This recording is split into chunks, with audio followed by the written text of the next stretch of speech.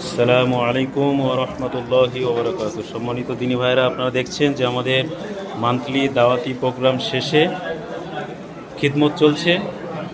আজকে খিদমত করছেন আমাদের কালীবাজারের দিনী ভাইরা।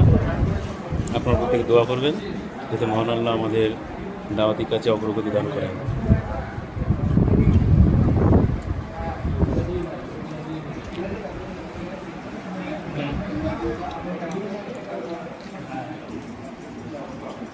আজকে ওয়েদার প্রচণ্ড খারাপ, প্রচণ্ড বৃষ্টি হচ্ছে, তারপরেও আলহামদুলিল্লাহ দিনী ভাইদের উপস্থিতি যথেষ্ট।